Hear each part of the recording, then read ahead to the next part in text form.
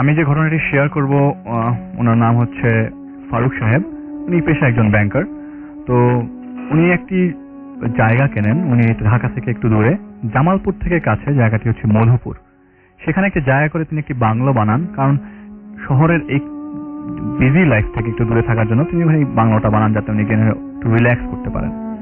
তো একদিন প্ল্যান করেন যে আজ থেকে প্রায় 8 বছর আগে শীতে ফ্যামিলির সবাইকে এবং তার বন্ধু বান্ধবকে নিয়ে ওখানে একটি পিকনিকের মতো করার জন্য উনি যান হচ্ছে মধুপুরে তার বাংলোতে, এবং বারবিকিউ পার্টি করার জন্য অ্যাকচুয়ালি মেনলি যাওয়া। ওখানে অনেক বড় জায়গা, বাংলোর সামনে অনেক খালি জায়গা, আসলে পুকুর আছে, অনেক সুন্দর আর কি। তো প্রায় 25 থেকে 30 জন মিলে তারা ওইখানে বেড়াতে যান। তো ওই বাংলোতে তিনি অনেকগুলো রুম করেন এবং সবাইকে সেপারেট রুমে দিয়ে তারা মোটামুটি মজা করতে নেমে পড়ে। বিকাল থেকেই সবাই বারবিকিউ প্ল্যান করতে থাকে, কেউ কেউ আড্ডা মারতে থাকে, মহিলারা যারা বারবিকিউ করছে, আবার অনেক পুরুষরাও বারবিকিউ করছে। তো ওনার একটি ফ্রেন্ড, কলিগস আর কি, উনিও ব্যাংকার, মোর্শেদ সাহেব, তাকে একটি রুম দেওয়া হয় ওই বাড়ির থেকে সবচেয়ে কর্নার রুমে। তো মোর্শেদ সাহেব এবং মোর্শেদ সাহেবের ফ্যামিলি ওই রুমে থাকার জন্য লাগেজ নিয়ে যায় এবং তারা 3 দিনের একটি ছোট্ট ভিজিটে যায় ওই জায়গাটায়।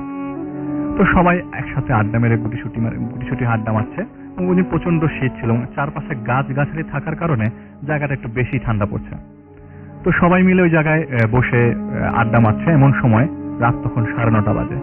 মোর্শেদ সাহেব এক প্রকার দৌড়ে সবার সামনে আসলো, কারণ একটু আগেই মোর্শেদ সাহেব এই আড্ডা থেকে উঠে ওয়াশরুমে গিয়েছিল এবং হঠাৎ করে দৌড়ে সবার সামনে আসলো এবং বলল, আল্লাহ, আমি এটা কি দেখলাম। তো সবাই জিজ্ঞেস করছে কি হলো, বলে যে আরে ফারুক ভাই, আপনার যে কর্নার রুম, সেই কর্নার রুমে আমি দরজা খুলে ঢুকে দেখি একটি মানুষ পড়ে আছে, রক্তাক্ত অবস্থায় পড়ে আছে। আমি দরজা খুলে দেখি এরকম অবস্থা, আমি সাথে সাথে চলে আসলাম, চলেন তো একটু দেখি কি অবস্থা। তো সবাইকে প্রায় যে 8-9 জন পুরুষ ছিল, সবাই ওই বাথরুমে যায় এবং গিয়ে দেখে যে কোথায়, সবকিছুই তো নর্মাল।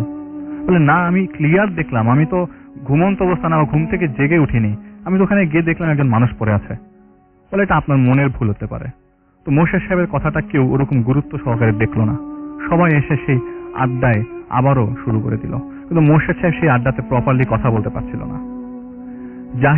জাহিদ নামে একজন লোক আসে, সে ঘুমিয়েছিল। সে হচ্ছে সম্পর্কে ফারুক সাহেবের শ্যালক। তো জাহিদ সাহেব চিটাগং থেকে ডিরেক্ট মধুপুর আসে দেখে তাকে, সে অনেক টায়ার্ড ছিল, সে একটা রুমে ঘুমিয়ে রেস্ট নিচ্ছিল। হঠাৎ করে সে ওই আড্ডার মাঝখানে চলে আসে।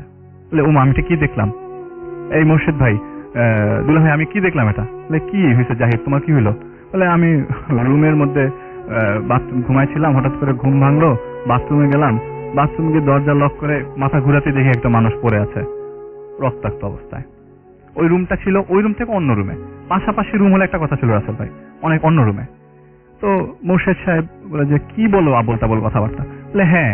তখন ফারুক সাহেব বলে, তখন মোর্শেদ সাহেব একটু আগ্রহ পেয়ে যায় যে আমি যে ঘটনা দেখলাম সেটা আসলে সত্য।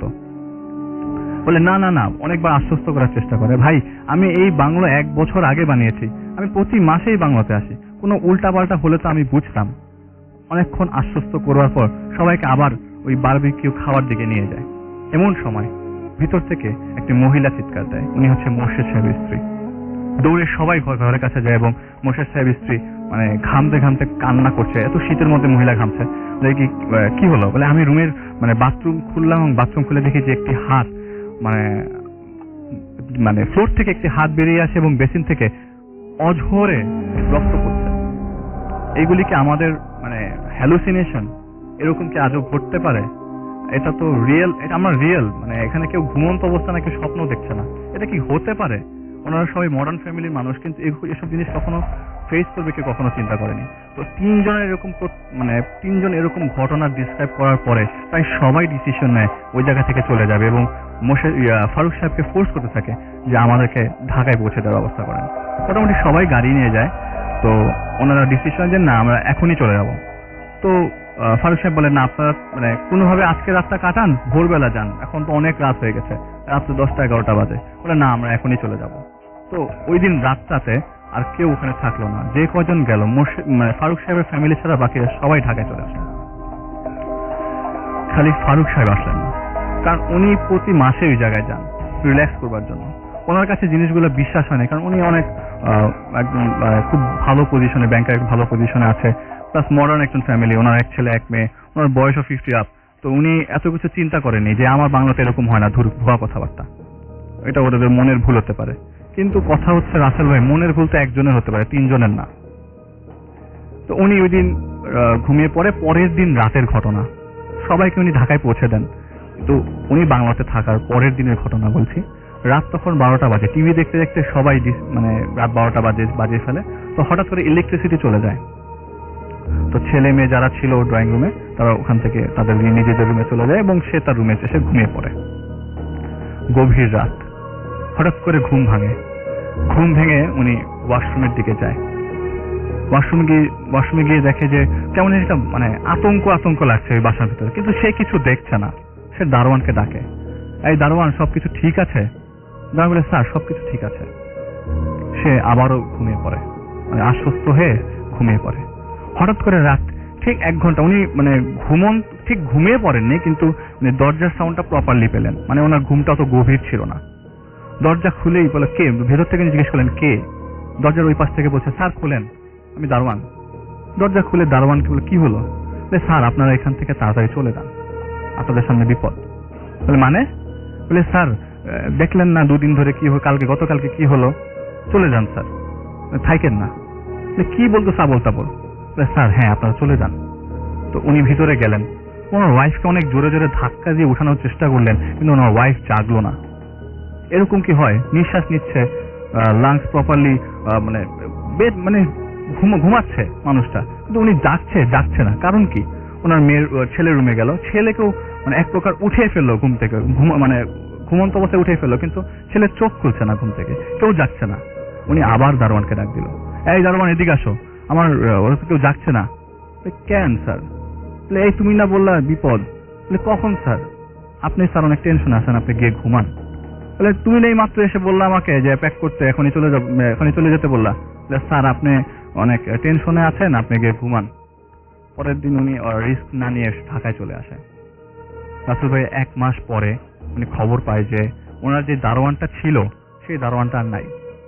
যেহেতু ওনার ওই বাংলোর দারোয়ান, এটা ওনার কর্তব্য, সে ঢাকা থেকে 1 মুহূর্ত দেরি না করে ডিরেক্ট মধুপুর চলে যায়। সেখানে গিয়ে দেখে এক মানে ডিফারেন্ট অবস্থা, পুলিশ সবাই মানে এলাকার লোকজন সব জড়ো হয়ে আছে। ঘটনাটা সিম্পল না। উনি জিজ্ঞেস করলেন কেয়ারটেকারকে, কি হয়েছে? কেয়ারটেকার বলল, স্যার আমি তো আপনারা তো ছিলেন, মানে গতকালকে আমি গেছিলাম একটু বাড়ির থেকে আজকে সকালবেলা এসে দেখি দারোয়ান দরজা খুলে না, গেট খুলে না। আমি অনেকক্ষণ দরজা ধাক্কাধাক্কি করার পরে মেইন গেট না খোলার কারণে দেয়াল টপকে ভিতরে যাই। ভিতরে গিয়ে দেখি স্যার এই লাশ পড়ে আছে।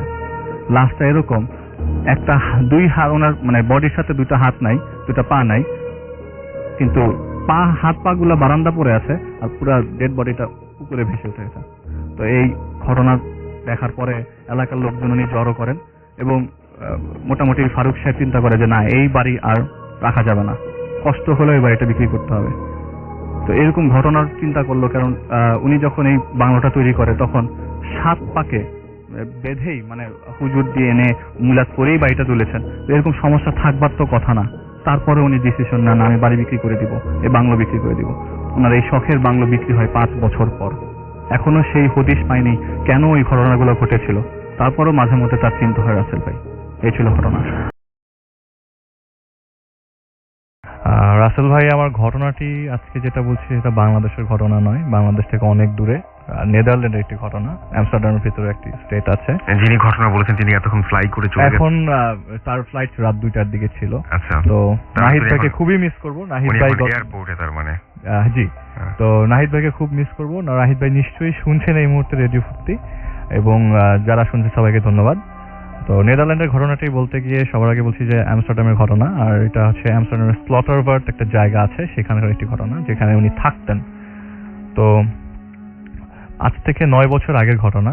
ওখানে তখন ওনার 2 বছর হয়ে যায়। তো সে নার্সিং একটি কোর্স করতে গিয়েছিল নেদারল্যান্ডে। তো নার্সিং এর কোর্সটি কমপ্লিট করার পর তার একটা হসপিটালে জব হয়। তো সেই হসপিটালে 6 মাস জব কর্মরত অবস্থায় সে একটি বাসা ভাড়া করে, যেটা মোটামুটি বড় তার জন্য হয়ে যায়, এবং তাকে যেহেতু বাংলাদেশে টাকা পাঠাতে হতো সেজন্য সে চাচ্ছিল যে তার সাথে একটি সাবলেট রাখতে। তো সে কিছু স্পেশাল মানুষদের বলে রাখে যে কেউ যদি পায় সাবলেট তবে তাকে যেন ইনফর্ম করে। তো ঘটনার দিনে চলে আসি। তো ঘটনার দিন আপনার সে যখন হসপিটাল থেকে বাসায় আসে তখন সন্ধ্যার সময়। তো বাসায় এসে দেখে যে খাওয়ার কিছু নাই। নর্মালি ওইখানকার মানুষগুলা যেগুলি খায় হচ্ছে টুনা ফিশ, যেটাই পায় মানে সামনে পায় যেটা খেয়ে ফেলে। ওই মুহূর্তে বাসায় কিছু ছিল না। তো টেম্পারেচার হচ্ছে -18 ডিগ্রি এরকম। তো উনি বাসা থেকে বেরিয়ে সুপার শপে যায় এবং কিছু জিনিস কিনে নিয়ে আসে রাতে খাওয়ার জন্য। তো সুপার শপ থেকে বের হবার পরে একটু সামনেই তাকে একজনের সাথে ফেস করতে একটা চৌরাস্তায়, এবং সে তাকে হঠাৎ করে মানে আচমকা থামিয়ে বলে যে আপনার বাসায় কি ভাড়ার, মানে নেদারল্যান্ডেরই একজন লোক, আপনার বাসায় কি কাউকে সাবলেট রাখতে চাচ্ছেন? তো উনি খুবই অবাক হয়ে বলেন জি রাখতে চাচ্ছি।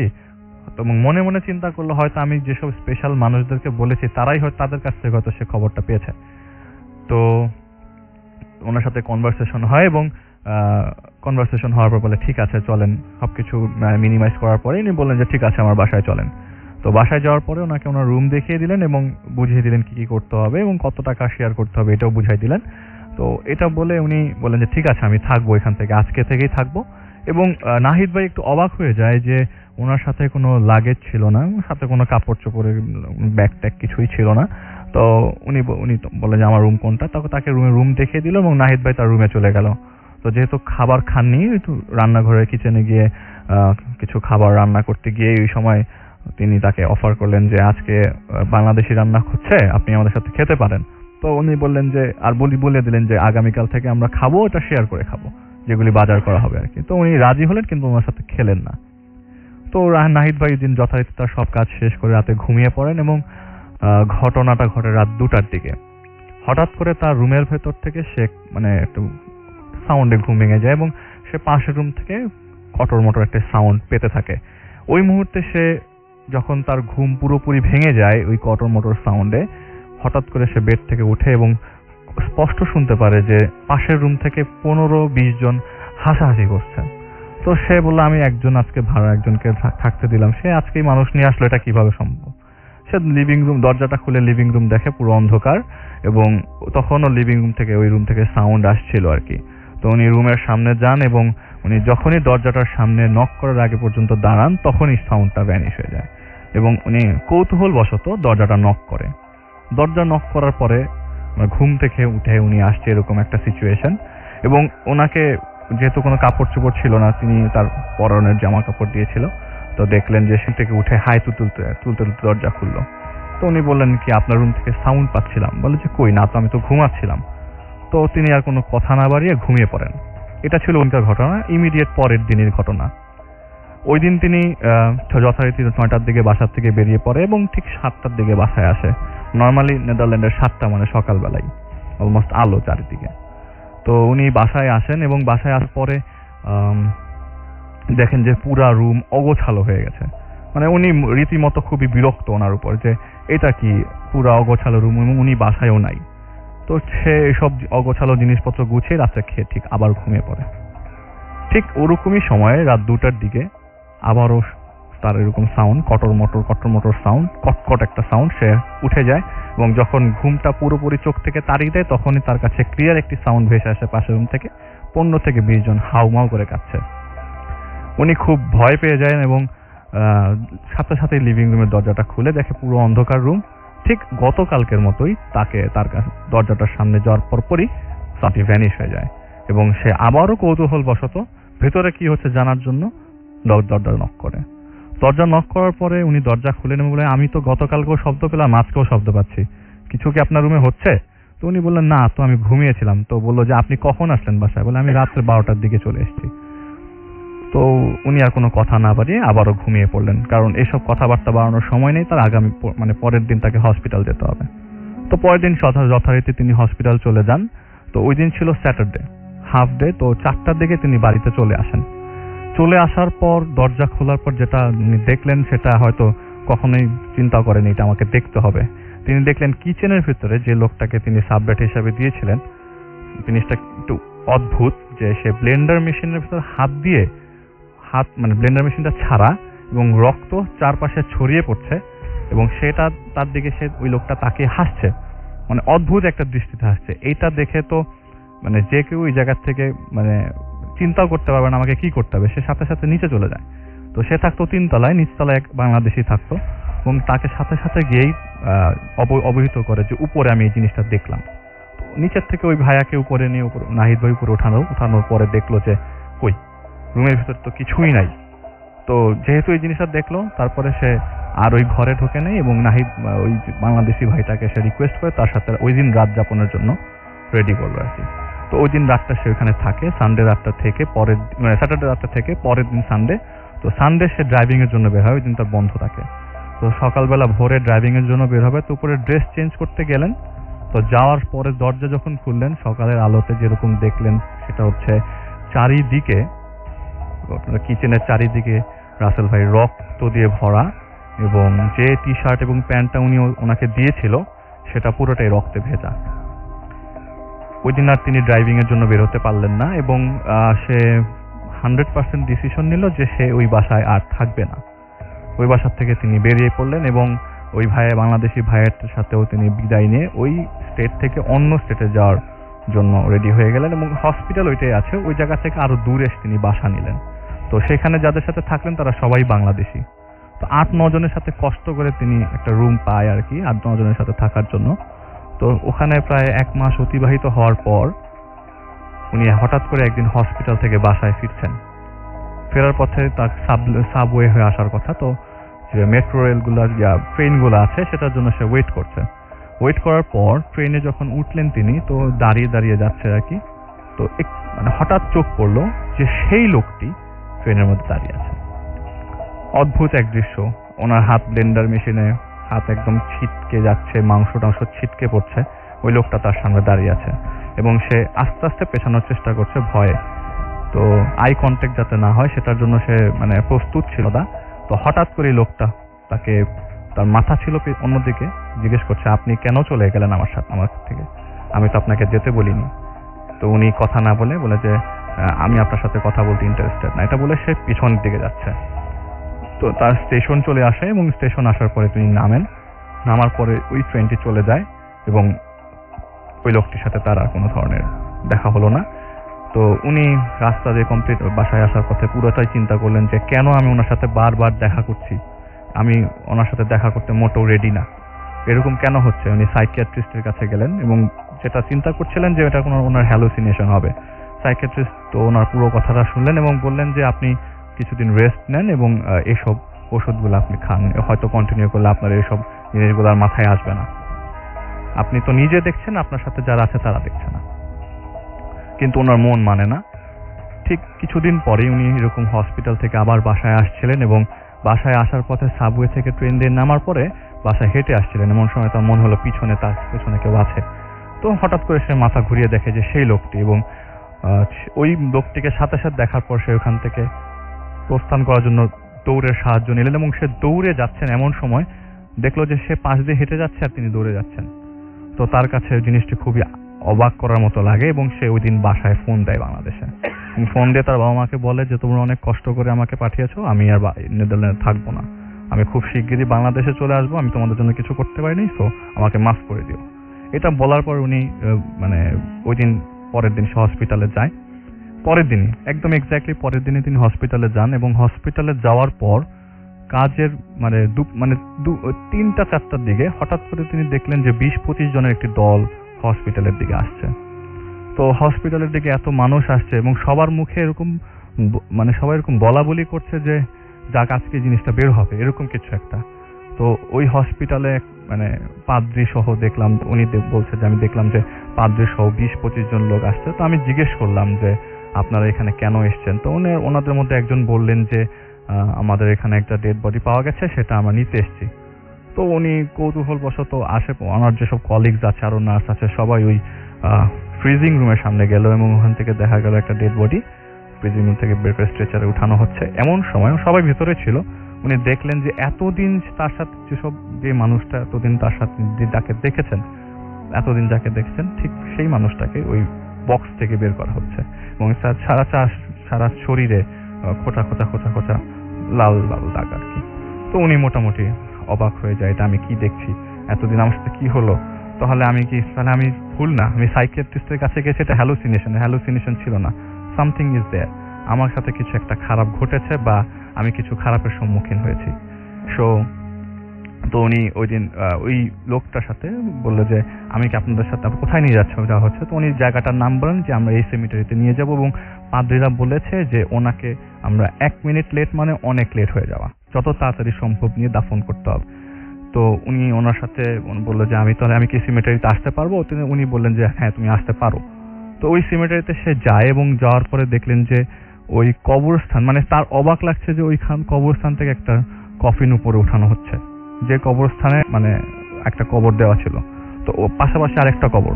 তো সেখানে দেখা যাচ্ছে যে আগের যে কফিনটা সেটা উঠিয়ে এসে পাশের কবরস্থানে রাখছে, আর যে আজকে যেটা নিয়ে এসছে সেটা ওই কবরে রাখছে।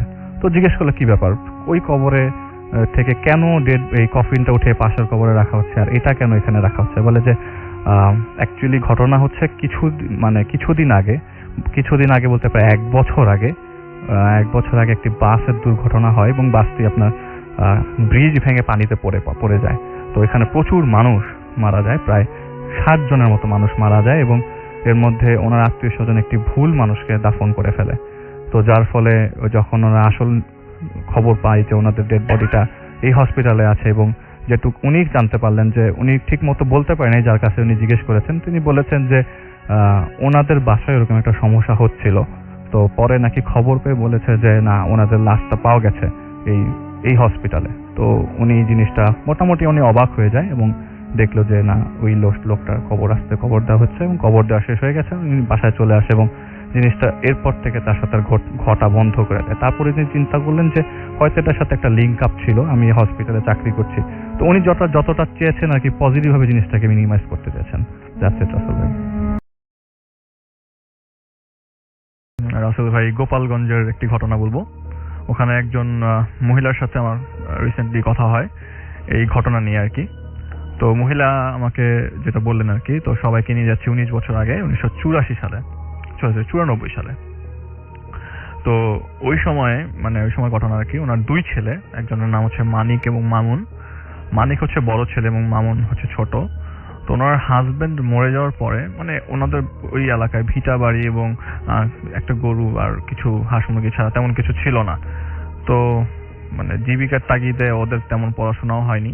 তো দুইজনেই আপনার কাজ করতে বেরিয়ে যেত, কোনো সময় মাছ ধরতো বা কোনো সময় চালের ভ্যান ঠেলে কিছু টাকা পয়সা কামাতো। তো সেটা মাকে এসে মানিক দিয়ে দিত, কিন্তু ওই ছোট যে ছেলেটা সেটা ও কখনো দিত না। দেখা যেত যে খারাপ সঙ্গে জড়িয়ে যাওয়ার কারণে দেখা যায় ওই সব টাকাগুলো সে খারাপ কাজে উড়াতো। তো এই অবস্থা দেখে ওর বড় ভাই যে মানিক, সে ডিসাইড করলো যে না, ওকে এখন এরকম অবস্থায় রাখা যাবে না গ্রামের বাড়িতে। তো যেটা করলো আর কি, ওকে আপনার ঢাকায় নিয়ে এসে একটা মিষ্টির দোকানে চাকরি দিয়ে দিল, এবং মানিক নিজেও চলে গেল আপনার বগুড়াতে। তো এই ঘটনার ঢাকায় দিয়ে যাওয়ার পরে প্রায় সময়ই ওই খারাপ সঙ্গের কারণে ছোট যে ছেলেটা সে সবসময় গ্রামের বাড়ি চলে যেত, এবং গ্রামের বাড়ি ওদের বাড়িতে গেলে ওদের বাড়ির দৃশ্যটা এরকম যে ওদের ঘরের কাছে যেতে গেলে একটা জায়গা ক্রস করে যাওয়া লাগে। এখানে একটা বাড়ি আছে আর কি, অনেক পুরনো বাড়ি, ওখানে কেউ যাওয়া আসা তেমন করে না এবং ওটার দিকে তাকায়ও না। তো আশেপাশে ঘন জঙ্গল দিয়ে ঘেরা, যেহেতু ওই জায়গায় খারাপ জিনিসের আড্ডাই বেশি ছিল। তো ওখানে ম্যাক্সিমাম টাইম দেখা যেত যে ওই যখন ছোট ছেলেটা যেত, দেখা যেত ওই জায়গায় সে খারাপ সঙ্গের সাথে বসে আছে বা আড্ডা দিচ্ছে, এবং সে বাড়িতে গেলে ঘরে আসতো না, আসলেও অনেক রাত করে আসতো এবং এসেই ঘুমিয়ে পড়তো, এবং খুব রাফ অ্যাটিটিউড ছিল ছোট ছেলেটার। ঘটনার দিন চলে আসি, এটা হবে আপনার দুপুরবেলা। ছেলেটি বাসায় আসে এবং বাসায় এসে মা রান্না করছিল এবং বলে যে মা, আমি কলপাড় থেকে গোসল করে আসছি, তুমি একটু আমাকে ভাতটা দাও তাড়াতাড়ি। তো মার এই ছেলের ভদ্র সুলভ আচরণ দেখে মোটামুটি ভয় পেয়ে যায় যে এই ছেলে এরকম আচরণ কেন করছে না, ওনার কাছে খুব অবাক লাগছে আর কি, যে এরকম আচরণ তো ওর করার কথা না। সবকিছু জিনিসপত্র ঢিল দিয়ে মেরে ছুঁড়ে ফেলা এরকম অভ্যাস, এবং রাগারাগি করে কথা বলা। সে কথা বলছে খুবই নম্র ভাষায়। তো যাই হোক, মা এগুলি ভুলে ছেলের জন্য এভাবে চাচ্ছে, মানা করতে পারেনি, ঠিক আছে তাড়াতাড়ি আয়। তো গোসল করে সে যখন আপনার ঘরে ঢুকলো, তো খাবার দেওয়ার পরে ভাত খাওয়ার পর বললো, মা আমি একটু শুবো, তুমি আমার মাথাটা একটু বিলি করে দাও। তো এই আচরণ দেখে মা সবকিছু ভুলে ছেলের মাথাটা বিলি করতেই ছেলেটা ঘুমিয়ে পড়লো, এবং মা ওই জায়গাটা ছেড়ে চলে গেল। এবং ঘুমানোর পরে দেখা গেল ছেলের দুপুর গড়িয়ে যখন সন্ধ্যা অবধি, তখন ছেলেটা ঘুম ভাঙলো এবং ঘুম ভাঙার পরে মাকে না বলে সে ঘর থেকে বেরিয়ে গেল। বের হওয়ার পরে আর কোনো মানে ঘরে ফেরার নাম নেই। মা ভাবলো যে না, এটা আমার ভুল ধারণা, আমার ছেলেটা আগের মতোই আছে, কোনোভাবে সে ভালো পথে ফেরত আসার চেষ্টা পর্যন্ত করেনি। তো যাই হোক, ওই দিন রাতের বেলার ঘটনা। ও প্রচন্ড মানে ওই দিন আপনার বৃষ্টি টিষ্টি হয় আর কি। তো রাতের বেলা ঘুম ভাঙে, গভীর রাতে মহিলার ঘুম ভাঙার পরে মানে যেই পাশে উনি শুয়েছিল সেই পাশের জানালা থেকে একটা শব্দ আসে। ওনার বাড়ির পিছন সাইডে জাম গাছ আছে এবং আশেপাশে কিছু গাছ আছে, বাট জাম গাছটা বড় ছিল। উনি শব্দ পাচ্ছে যে জাম গাছে কেউ কুড়াল মেরে জাম গাছটা কাটার চেষ্টা করছে। তো কুড়ালের শব্দটা নর্মালি রাসেল ভাই, কুড়ালটা তো অনেক ভারী থাকে, উঠিয়ে আবার বা কোপ দিতে গিয়ে টাইম কনজিউমিং আর কি। একসাথে উনি যে কয়েকবার মানে সাউন্ডটা পেলেন যে কয়েকবার কুড়ালের মানে কোপের সাউন্ড একসাথে আসছে, খুবই কুইকলি আসছে। এটা একজন নর্মাল মানুষের পক্ষে কুইকলি মানে শব্দ করাটা পসিবল না, কুইকলি কোপ দেওয়া পসিবল না। তো উনি যখন সাথে সাথে জিজ্ঞেস করলো কে ওখানে, কে? তো ওখান থেকে কোনো শব্দ আসলো না, কিন্তু আর কোপ যে গাছে যে কোপ পড়ছে সেটারও সাউন্ড আসলো না। এবং উনি আল্লাহর নাম নিয়ে ঘুমিয়ে পড়লেন এবং আর কিছু চিন্তা করলেন না। এর পরের দিনই সাথে সাথে আবারও একই ঘটনা। উনি সব কাজ শেষ করে যখন সন্ধ্যা রাতে ঘুমিয়ে পড়ে, আবার তার ঘুম হয় গভীর রাতে। এবং গভীর রাতের শব্দটা এরকম যে ওদিন যখন তার ছোট ছেলে মানে কলপারে গোসল করছিল, তো ওই যে গোসল মানে আপনার বালতিটা ছিল পিতলের, তো বারবার যে শব্দটা সে আবার ওই গভীর রাতে পাচ্ছে, কলপার থেকে আসছে এবং গায়ে পানি ঢালার শব্দ। তো উনি রীতিমতো শব্দটা শুনে অবাক হয়ে গেল। ওনাদের কলপাড়াটা নিজেদের, ওখান থেকে এরকম সাউন্ড আসছে। উনি দরজা খুলে, ঘুটঘুটে অন্ধকার রাসেল ভাই, এখানে কিছু দেখারও কোনো সুযোগ নেই। আর গ্রামের মানুষ এরকম অন্ধকারে চলাফেরা করার মানে ইভেন অনেক আছে যে আপনার পাশ দিকে হেঁটে গেলে বুঝতে পারে যে এই লোকটা কে। গ্রামের মানুষরা এরকম অভ্যাস আছে ওদের। তো উনি মানে হঠাৎ করে জিজ্ঞেস করলো যে এই কে ওখানে, কে গোসল করে এখানে? ওখান থেকে কোনো শব্দ আসলো না, কিন্তু শব্দ আসলো না এবং সাথে সাথে ওই যে গোসল করার শব্দটা সেটাও মিলিয়ে গেল, আর হচ্ছে না। উনি মানে দরজাটা লাগিয়ে ঘরে ফিরতেই ওনার পূব দিকের যে জানালাটা হঠাৎ করে বিকট আওয়াজে, কাঠের জানালা তো মানে টিনের চালের সাথে বাড়ি খেয়ে মনে করে জানালা দুটো পড়ে গেল ঘরের ভেতরে। উনি দৌড়িয়ে যেতে যেতেই হঠাৎ করে সাউন্ড আসলো ওই পাশ থেকে, মানে ঘরের ওপাশ থেকে, যে মা, মানে ওনার ছোট ছেলের সাউন্ডটা এরকম ভাবে আসলো, মা। তো উনি মোটামুটি মানে রীতিমতো মানে সান্ত্বনা পেল না, এখন না এখানে আমার ছোট ছেলে আছে, কোনো সমস্যা নেই, মনে হয় ওই আসছে। কিন্তু একটু সামনে এগোতে দেখলো যে ও পাশে ছেলেটা দাঁড়িয়ে আছে, কিচ্ছু দেখা যাচ্ছে না, খালি ভয়েসটা শোনার পরে ওনার জাস্ট চোখ পড়লো জানালাতে যে দুইটা চোখ জল জল করছে। এটা দেখার পরে তাও উনি পজিটিভলি নেয় জিনিসটা, যে না থাকে, এটা তো ছোট ছেলেই হবে তো বা। তো উনি সাথে সাথে ঘুমিয়ে পড়ে এবং আর কিছু এটা নিয়ে চিন্তা করে না। এরপরে ভালোই চলছিল। ঠিক 3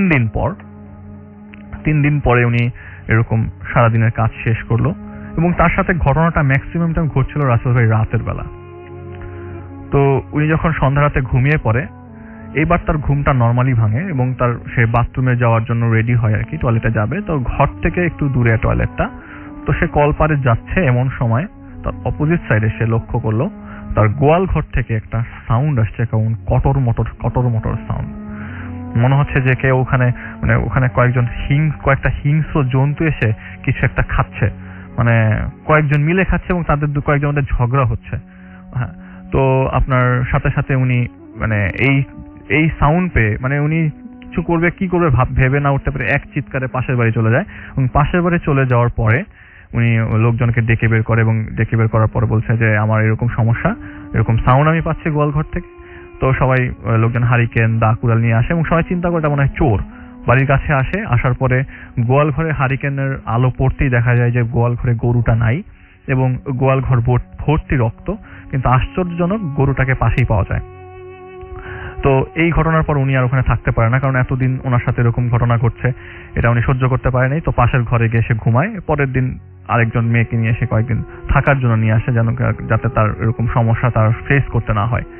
তো এর থেকে 3 থেকে 4 দিন পর, ওই ঘটনার 3 থেকে 4 দিন পরে একটি নিউজ আসে যে ওই যে ঘরটা, ওই যে বাড়িটার কথা বলেছিলাম আপনাকে, সেই বাড়িতে 5 জনের লাশ পাওয়া গেছে।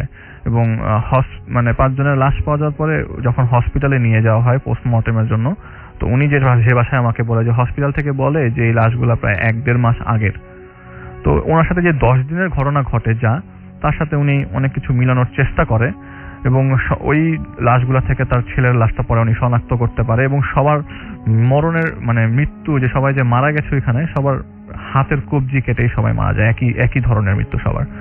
তো যাই হোক, উনি ওনার ছেলের লাশ নিয়ে আসে এবং এখনো পর্যন্ত উনি জিনিসটা বের করতে পারেনি আসলে তাহলে ওনার সাথে এগুলি কি ঘটেছিল, এখনো তার কাছে অজানা রয়ে গেল আর কি। তাহলে কি ওনার ছেলেই ওনাকে এরকম সিগন্যাল দিচ্ছিল বা কিছু একটা, এটা উনি এখনো খুঁজে বের করতে পারেনি। তো রিসেন্টলি বিয়ে খেতে যাই রাসেল ভাই, সেখানে একজনের সাথে পরিচয় হয় আমার। তার সাথে আগেও কথা হয়েছে। তো কথা হওয়ার পরে সে যখন আমাকে বললেন যে এরকম একজন ডোম আছে তার পরিচিত, তা আমি বললাম যে সে কি, তার সাথে কি আমার কোনোভাবে যোগাযোগের ব্যবস্থা করা যায়। তো সে বলল যে সে এখানে উপস্থিত আছে, তোমার সাথে আমি দেখা করে দিতে পারি। তো 4টার পরে সন্ধ্যার কাছাকাছি নাগাদ তার সাথে আমার দেখা হয় এবং তার কাছ থেকে আমি তার জীবনের সবচেয়ে ভয়াবহ ঘটনাটা জানতে পারি আর কি। তো সে যে এলাকার ডোম, সেটা আমি মেনশন করছি না নামটা, তো সেই অঞ্চলে যে থানার আন্ডারে সে কাজ করত, সেখানে তার আশেপাশেই পাশেই তার বাড়ি, সপরিবারে সে থাকতো আর কি। এবং ঘটনাটা যেদিন ঘটে সেটা হচ্ছে বর্ষাকাল। তো ছোট করে আমি ডোমটার পরিচয় দিই। যখন ওনার সাথে আমার দেখা হয় রাসেল ভাই, আমি নিজে একটু ভয় পেয়ে যাই। লম্বা চড়া একজন মানুষ, লাশ কেটে বেড়ায়, তার সাথে কি কথা থেকে কি বলবো বা কিরকম রিপ্লাই সে দিবে। তো আমার কাছে খুব ভালো লাগে তার রিপ্লাইগুলো এবং কথাবার্তার ধরনগুলা। এবং সে আমাকে যেটা বলল যে ঘটনার দিন হচ্ছে বর্ষাকাল, তখন যে জায়গায় প্রচন্ড বৃষ্টি আর কি। তো তার থানা থেকে কল আসে এবং সেটা আজকে থেকে প্রায় 10 বছর আগে। তখন সে ম্যাচিওর ছিল আর কি, সে নতুন স্টার্ট করেছে জবটা। তো তার সাথে নর্মালি একজন ডক্টর এবং পুলিশ থাকতেন এবং যেখানে কাজ করতো ওটা থানা থেকে খুবই কাছে। তো থানা থেকে খবর পাঠানোর পর সে থানায় যায় এবং সে বলে যে তোমাকে যে আজকে ডেড বডিটা দেওয়া হচ্ছে, যেসব স্পেসিমেনগুলো কালেক্ট করতে হবে, এই ডেড বডিটাই কবরস্থ করা হয়েছিল 1 সপ্তাহ আগে এবং কবর থেকে 7 দিন পরে উঠানো হয়েছে। তো সে জিনিসটা মোটামুটি যে আমি আজকে নিজে এসে নতুন জবে ঢুকেছে, তো ফ্রেশ তাজা ডেড বডি না পেয়ে সে পেয়েছে এরকম একটা ডেড বডি যে একদম 7 দিন পরে কবর থেকে উঠে আবারও পোস্টমর্টেম করার জন্য নেওয়া হয়েছে। তো পোস্টমর্টেম রুমে পৌঁছানোর পর যখন ডেড বডিটি সে দেখতে পায়, দেখার পরে সে যখন আপনার সাদা যে কাফনের কাপড়টা এটা সরানোর পর দেখে যে কিছু কিছু জায়গায় আপনার শরীরে কিছু কিছু জায়গায় মাংস লাগানো আছে এবং অনেক জায়গায় হাড় বেরিয়ে গেছে, একদম পচা দুর্গন্ধ বেরোচ্ছে শরীর থেকে এবং নাকের মধ্যে কাপড় পেঁচিয়ে আশেপাশে স্প্রে করে তারপরে তার লাশটা ধরতে হচ্ছে। তো লাশটা ভালো করে দেখে নিয়ে এবং যেসব স্পেসিমেনগুলো কালেক্ট করার কথা সে কালেক্ট করে জমা দেওয়ার পরে লাস্ট মোমেন্টে একটা জিনিস লক্ষ্য করতে পারে, তার কপালে একটা স্পট লক্ষ্য করতে পারে, যেটা সে যখন আপনার লাশটা কাজ করার আগে তখন দেখেনি, তখন তার চোখে পড়েনি। যখনই সে কাজটা শেষ করতে যাবে এবং কাপড় দিয়ে ঢেকে দেবে, তখনই সেই স্পটটা লক্ষ্য করতে পারে এবং কপালে 2টা ছিদ্রও পায় সে। এখন যেহেতু কবরে ছিল, অন্য কোনো কারণে ছিদ্র হতে পারে বা কিছু, এটা সে চিন্তা করেনি। তো যাই হোক, তো সে তার কাছে একটাই জিনিসই উইয়ার্ড লাগে যে যখন আমি শুরু করলাম তখন তো এরকম স্পট আমি দেখিনি, এখন আবার স্পটটা দেখছি। তো সে বাড়িতে চলে যায় এবং দুপুরবেলা সে পোস্টমর্টেম করার পরে বিকেলের দিকে বাসায় যায়। তো বাড়ির দিকে যাওয়ার পরে দেখে যে তার ওয়াইফ অসুস্থ। তো ওয়াইফকে নিয়ে সে ডক্টরের কাছে যায়। ডক্টরের কাছে যাওয়ার পরে যেহেতু পেটে ব্যথা ছিল, ডক্টর ওষুধ দেয় এবং ওয়াইফকে সে যা রান্না করা ছিল তা খাইয়ে ঘুম পাড়িয়ে দেয়। কিন্তু সে আর কিছু খেতে পারে না। হঠাৎ করে তার প্রচন্ড বমি বমি ভাব লাগে, কারণ আজকে যে কাজটা করেছে অনেক দুর্গন্ধময় একটা ডেড বডি ছিল, পচা গলা ডেড বডি। তো সে কিছু খেতে পারে না, কিন্তু উল্টা বমি করে। তো বমিটা ঘর থেকে বের হয়ে উঠোনে করে। তো করার পরে দেখে যে তার বমির মধ্যে ব্ল্যাকিশ বমি, কালো কালারের, রক্ত বমিও না, কালো কালারের বমি। তো সে মোটামুটি অবাক হয়ে যায় এই জিনিসটা দেখে।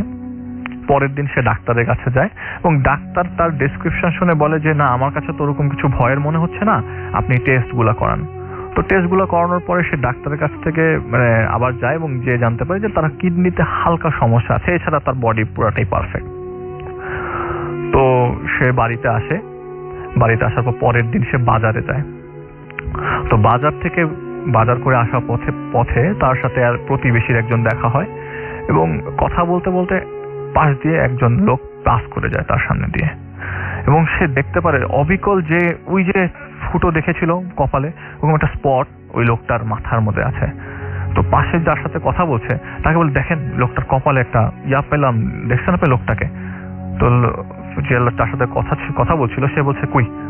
এই যে পাশ দিয়ে হেঁটে গেল। তো লোকটা পুরো অবাক, অনেকবার বোঝানোর চেষ্টা করলো, কারণ ওনাকে জিজ্ঞেস করার পর্যন্ত লোকটা বেশি দূর আগায়নি। সে দেখতে পাচ্ছে কিন্তু যার সাথে কনভারসেশনে ছিল সে দেখতে পাচ্ছে না। তো মোটামুটি অবাক হয়ে গেলেন তিনি। তো বাসায় আসলেন। বাসায় আসার পর কয়েকদিন ভালোই ছিল। এরপরে সে আপনার যখন মানে এই কয়েকদিন কিন্তু সে ঘুমাতে পারছিল না রাতে। তো অনেক চেষ্টা করার পরেও ফজরের সময় হালকা ঘুম আসলেও মানে ভোর 7টা-6টার দিকে তার ঘুম ভেঙে যায়। হঠাৎ করে তার এরকম মানে অবস্থা দেখা দেওয়ার কারণে সে খুব নিজেও চিন্তিত হয়ে পড়ে কি করবে না করবে। তার সাথে আবার যে হসপিটাল তারপর থানা যোগাযোগ থাকতো আর কি, হসপিটালের মর্গ যেখান থেকে নর্মাল ডেড বডি গুলো আসে, হসপিটাল হয়ে আসে ওই রিজিয়নে, সে যাওয়া আসা করতো নর্মালি। তো ওই লোকটার সাথে ঘটনা ঘটার পরে ওই হসপিটালে যায়। সকালবেলা তো বাজার করে গেছে, তো বিকালের মানে দুপুরের দিকে হসপিটালে যায়। হসপিটালে যাওয়ার পর তিনি দেখতে পান ওই যে যেই ডেড বডিটা সে পোস্টমর্টম করেছে সেই ডেড বডিটা তার মানে আত্মীয় স্বজনের কাছে হস্তান্তর করছে আর কি। তো হস্তান্তর করা অবস্থায় মানে মানুষের ভিড় ছিল, প্লাস ভ্যানের আশেপাশে লোকজনের ভিড় ছিল। তো ওই যে একটা লোক তার পাশ দিয়ে হেঁটে গেছিল, সে ওই লোকটাকে লক্ষ্য করতে পারলো এবং দেখলো যে অপলক দৃষ্টিতে তার দিকে তাকিয়ে আছে। সে কিছু সময় মাথা নিচু করে থাকছে, যখনই মাথা উঁচু করে তার দিকে তাকাচ্ছে তখনও দেখছে সে তার দিকে তাকিয়ে আছে। সে জিনিসটা অ্যাভয়েড করে পাশে সিগারেট কিনতে চলে গেল। সিগারেট কিনে আসার পরে দেখলো যে চলে গেছে সব এবং মর্গের ভিতরে একজন লোক আছে পরিচিত, তার সাথে সে একটা কথা বলে বাড়ি চলে যাবে। তো মর্গে যেতে যেতে দেখলো যে সিঁড়ির কামরায় সেই লোকটা দাঁড়িয়ে আছে। তো লোকটা দেখলো যে এই লোকটা কি আমাকে ফলো করছে নাকি আমি দেখতে পাচ্ছি নাকি এটা আমার হ্যালুসিনেশন, আমি কি যে ধরবো বা কিছু জিজ্ঞেস করবো। সামনে এগোতেই সে পাশ কেটে চলে যাচ্ছে, মানে সে ওই লোকটা সাথে সাথে কেটে পড়ছে কাছে যেতেই। তো ওই লোকটা মানে যে ডোমটা বলছি সে মোটামুটি কাজ শেষ করে বাড়ি চলে যায়। ওই দিন রাতের ঘটনা। খাওয়া দাওয়া শেষ করে উনি ঘুমিয়ে পড়েন এবং গভীর রাত তখন 2টা কি 3টা হবে এমন সময়, যেহেতু ওনার কয়েকদিন ধরে ইনসমনিয়াতে ভুগছে, ঘুম আসছে না। তো উনি ছোটখাটো জিনিস রাসেল ভাই দেখবেন অনেক স্তব্ধ হয়ে যাওয়ার পরে ছোটখাটো জিনিস পরিষ্কার শোনা যায়। সে হঠাৎ করে একটা সাউন্ড শুনতে পেল এবং সাউন্ডটা আসছে তার উঠোন থেকে, যে জব্বার এদিকে আয়, আমি আছি, বাইরে আয়। সে বলল যে এটা মানে কি আমাকে ওই লোকটাই নাকি কেউ ডিস্টার্ব করছে। সে কি করলো, ঘরের ভিতরে সামনে যা পেলো লাঠি পেলো এবং লাঠি নিয়ে দরজা খুলে বললো কি সমস্যা কি, কিন্তু দেখলো যে আশেপাশে কেউ নাই এবং ভালো করে সে লক্ষ্য করলো, আবারও দরজা লাগিয়ে ভিতরে চলে গেল এবং শুয়ে পড়লো। তার 10 মিনিট পর আবারও সেই একই সাউন্ড, জব্বার আমি এখনো আছি, তুই চলে আয়, বাইরে আয়, একটু আয়। তো উনি মোটামুটি বলে যে এখন আর এটাকে কেয়ার করলে হবে না, এখন যতবার অ্যাভয়েড করে যাও। এটা কি আমার সাথেই হচ্ছে নাকি এতদিন ধরে ঘুম হচ্ছে না এটার কারণে হচ্ছে? তো উনি ঘুমানোর চেষ্টা করে, অ্যাকচুয়ালি বৃথা চেষ্টা, উনি পারছে না ঘুমাতে। তার ঠিক 1 সপ্তাহ পরে উনি কিন্তু এরকম সমস্যায় ভুগছে রাসেল ভাই, যে ঘুম আসছে না, তার রাত্রেবেলা সমস্যা হচ্ছে, কাউকে কিছু বলতে পারছে না, মানে শেয়ারও করতে পারছে না যে এরকম জিনিস দেখছে সে, এবং শেয়ার করতে চাচ্ছেও না সে কাউকে কোনো ধরনের বিপদে ফেলবে বা কিছু। তো সে আপনার 1 সপ্তাহ পরে হঠাৎ করে একজন লোক তার ঘরে আসলো। ঘরে আসার পরে, ভাইজান তাড়াতাড়ি থানায় চলেন, আপনাকে থানায় বুলাইছে। তো এই থানায় গেল। থানায় যাওয়ার পরে যে ভাই সর্বনাশ হয়েছে। কি সর্বনাশ? যেই লাশটা কিছুদিন আগে হস্তান্তর করলাম সেটা আবার মর্গে দেখা গেছে। উনি রীতিমতো অবাক হয়ে যাওয়ার মতো অবস্থা, যে হ্যালুসিনেশন যদি হয় তার সাথেই হবে, অন্যদের সাথে তো হওয়ার কথা না। অন্য সব এটা কি বলছে, ওরা তো রিয়েল, ওরা তো বলছে যে মর্গে আবার দেখা গেছে, তার মানে কি? সে বললো যে চলেন দেখি মর্গে। মর্গে যাওয়ার পর ঠিক ঠিক যেই লাশটা হস্তান্তর করা হয়েছিল সেই লাশটা আবার মর্গে পাওয়া গেছে আর কি। সে আবার মানে তাকে ওই ফ্যামিলিকে আবার ডাকা হয় ইয়াতে আসার জন্য, থানায় আসার জন্য, যে এরকম হয়েছে আপনারা আবার থানায় আসেন। সে ঠিক এই লাশটা ফ্যামিলির কাছে হস্তান্তর করা হয় এবং উনি মোটামুটি নিজে আর কি প্ল্যান করে ফেলেন যে না আমি এখন ওদের সাথে যাব। তো কবর যেহেতু ওই বৃষ্টির সিজন, তো প্রায় প্রতিদিনই বৃষ্টি হতো এবং টানা বৃষ্টি হচ্ছিল। তো গিয়ে দেখে যে কবরটা ডাবা কিন্তু উঁচু হয়ে আছে, যে এক সপ্তাহ আগে কবরটা দেওয়া আছে, উঁচু হয়ে আছে সুন্দর। তো উনি দেখলো যে কবর থেকে মাটি সরানো হলো এবং যেসব মানে আত্মীয় স্বজন আসছে তাদের মুখ পুরো ফ্যাকাশে হয়ে গেছে, যে ওরা যা জিনিস ফেস করছে এটা সবাই দেখছে, এটা কি হচ্ছে অ্যাকচুয়ালি, মানে যেটা অ্যাকচুয়ালি কখনো ঘটে না, বিরল বা কেউ শোনেও না এরকম ঘটনা অ্যাকচুয়ালি ঘটে থাকতে পারে। সবার মুখে একই কোয়েশ্চেন কিন্তু কেউ কোনো কোয়েশ্চেন জিজ্ঞেস করছে না। কবর মানে আপনার কবর থেকে মাটি সরানো হলো, তখনও ইনটেক্ট বাঁশগুলো সরানো হলো এবং কবরের ভেতরের চিত্র দেখে সবার অবস্থা আরো খারাপ হয়ে গেল, যে কবর সে ঘর মানে তার নিজেদের বাড়ি থেকে পাশেই পারিবারিক গোরস্থানে আর কি। সবার অবস্থা খুবই খারাপ, মানুষজন জমে আছে, ডেড বডিটা আসলে কবরের ভেতরে নেই, খালি কাফনের কাপড়টা পরা। এইটা দেখার পর তো আরো খারাপ অবস্থা, মানে উনি নিজেও মানে কাউকে জিজ্ঞেসও করতে পারছে না, কারো কাছে জানতেও পারছে না যে আসলে কি এরকম হচ্ছে, কেন হচ্ছে, আসলে কি ওই দিন আমি ভুল দেখলাম, লাশটা কি আসলে নিয়েছিল কিনা আদৌ। সে দেখলো যে না এখন তাড়াতাড়ি মাটি চাপা দিতে হবে, কারণ আগেও এরকম হয়ে গেছে, মাটি দিয়েছে, এখন আবার ঝামেলা হচ্ছে। তো সাথে সাথে মাটি চাপা দিয়ে ফেললেন এবং আশেপাশের যে হুজুররা আছে তাদেরকে নিয়ে দোয়া কালাম পড়ানো হচ্ছে। তো লাশের সাথে যারা এসছিল ঘর থেকে বলেছে যে আপনারা একটু চা খেয়ে যান ঘরে। তো ওনাদেরকে সবাইকে ঘরের বাইরে উঠোনেতে বসতে দিয়েছে। তো এমন সময় সে বসে আছে, ঘরের দিকে একটা চোখ পড়লো, মানে একটা ঘরের দিকে তার চোখ পড়লো। সে তো যায় না কার ঘর কোনটা। সে দেখতে পেলো মানে ঘরে ঢুকতেই দরজার ভেতর দিয়ে ঢুকার পরপরই টিনের ঘর, তো ছবি ঝুলছে একটা, এবং এই ছবিটা হচ্ছে সেই মানুষের যে মানুষটা সে কয়েকদিন আগে দেখতে পাচ্ছিল, যে পাশ দিয়ে হেঁটে গেল, হসপিটাল দেখতে পাচ্ছিল। তো সে অবাক হয়ে দৌড়ে গেল ছবিটার সামনে এবং ওইখানে একটা মহিলা ছিল, সে তাকে দেখে উঠে চলে যাচ্ছিল। সে বলল যে আপা একটু দাঁড়াবেন, এই ছবিটা কার? তো উনি বললেন যে ছবিটা তো এই যে যাকে মাটি দিতে আসছেন তারই তো ছবি। সে ওখানে মানে আর কি বলবে, সে মাথা নিচু করে আস্তে করে ব্যাক করে আরো 4-5 জনকে কনফার্ম হওয়ার জন্য জিজ্ঞেস করলো, আসলে ভাই এই ছবিটা যার কবর দিলাম, এখানে কবর দিতে আসলাম, এটা কি তারই ছবি? বলে হ্যাঁ এটা তারই ছবি।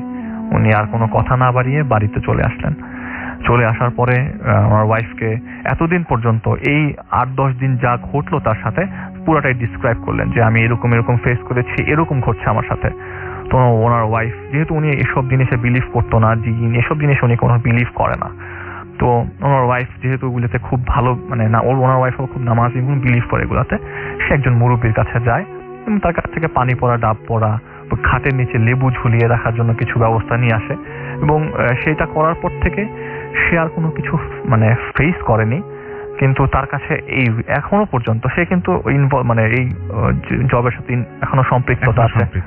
তো সে তার ওয়াইফ আর কি দেওয়ার পর থেকে সে ওই ইনসমনিয়াতে ছিল না, তার ঘুম হয়েছে ভালো, কিন্তু এখনো পর্যন্ত তার মনে হয় তার সাথে কেউ আছে। এবং রাসেল ভাই আমি অনেক চেষ্টা করেছি এই যে মানুষটা কিভাবে মারা যায় এটা জানার জন্য, কিন্তু আমি আর জানতে পারিনি। আমার ভাগিনা আনান রাসেল ভাই, ওর ঘটনা এটা গোপালগঞ্জের ভাটিয়াপাড়া গ্রামে। ঘটনাটি ঘটে আজ 2008 সালে। তো ছোটবেলা থেকে গ্রামের বাড়িতে সে যেত, তখন থেকে অনেক ঘটনা শুনে আসতো যে এই ঘটনা ঘটেছে, এই ঘটনা ঘটেছে। তো বড় হবার পর তো পরীক্ষা দিবে, তো দাদির কবর জিয়ারত করতে গেছে গ্রামের বাড়িতে গোপালগঞ্জে। তো গোপালগঞ্জে পৌঁছানোর পর, আমি খুব শর্ট করে বলছি, গোপালগঞ্জে পৌঁছানোর পর তোর দাদা বলছে যে তুই কি খাবি, নাতিকে বলছে তুই কি খাবি। তো বলছে যে তুমি যেটা খাও, বলে যেখানে সবচেয়ে বড় গলদা চিংড়ির হাট বসে, সেই গলদা চিংড়ির হাটটা রবিবারে বসে এবং দুপুর 3টায়। তো তুই যদি চাস তাহলে তোর জন্য বড় বড় গলদা চিংড়ি নিয়ে আসতে পারি। তো বলে যে ঠিক আছে দাদু ভাই আমি যাবো সাথে। তো বলে ঠিক আছে তুই রাজীবের সাথে যা, ও যাবে তো তুই যা। তো ও বাড়ি থেকে বাজারটা বেশ দূরে, তো শর্টকাট নেওয়ার জন্য একটা মাঠ পেরোতে হয়, মাঠ পেরোনোর পর 2টা রাস্তা পড়ে, যেটা আপনার ভ্যান নিয়ে পাকা রাস্তা পড়ে আর একটা ঝোপঝাড় দিয়ে ক্রস করে বাজার যেতে হয়। তো বাজারটা সদরের প্রায় কাছেই। তো তো 3টার বেশি বেজে যায় বাজারে পৌঁছতে পৌঁছতে, ওদের মাঠটা ক্রস করে, যদি আগের দিন রাতে বৃষ্টি হয়েছে তো মাঠটা পুরোটাই ভেজা। তো আপনার বাজারে যায় এবং গলদা চিংড়ি যেটা কিনতে গেছে সেটা কিনে বাজারের দিকে বাড়ির দিকে ফিরছে আর কি। তখন সন্ধ্যা হয়ে যায় আর কি। তো আর শুধু গলদা চিংড়ি না, অন্যান্য জিনিসপত্র কিনে বাড়িতে ফিরছিল। তো ফেরার ওই রাস্তা দিয়ে যাওয়ার পথে একটা কবরস্থান পড়ে। তখন ফিরে তো ওই কবরস্থানের সামনে এসে দুজন মিলে ডিসাইড করে যে এখন আমরা যাব, কোন দিক দিয়ে যাব। তো দুজনের মধ্যে কথার মধ্যে মামা, যে রাজীব মামাটা বলে আনানকে যে আনান আমি মেন রাস্তা দিয়ে যাই, কারণ দেরি হলেও এই রাস্তাটা সেফ।